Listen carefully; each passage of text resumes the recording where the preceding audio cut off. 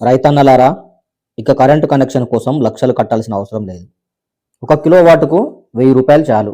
ఇది తెలంగాణ ప్రభుత్వం కొత్త నిర్ణయం. తెలంగాణలో రైతులకు పెద్ద ఊరట కలిగించే నిర్ణయం తీసుకున్నారు. వ్యవసాయ విద్యుత్ కనెక్షన్ విషయంలో ఇప్పటి వరకు ఉన్న భారీ భారం ఇక తగ్గబోతోంది.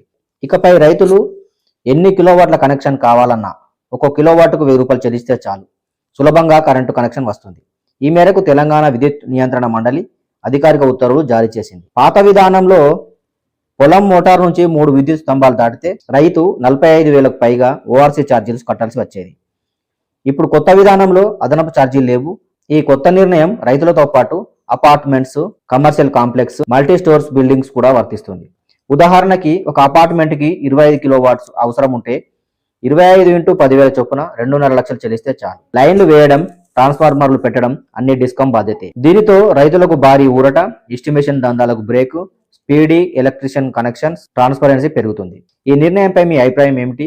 రైతులకు ఇది ఎంతవరకు ఉపయోగపడుతుంది అనుకుంటున్నారు? కామెంట్లో చెప్పండి. వీడియో నచ్చితే లైక్ చేయండి, షేర్ చేసి ప్రతి రైతుకు చేరేలా చేయండి. ఇలాంటి అప్డేట్స్ కోసం మా ఛానల్ సబ్స్క్రైబ్ చేయండి.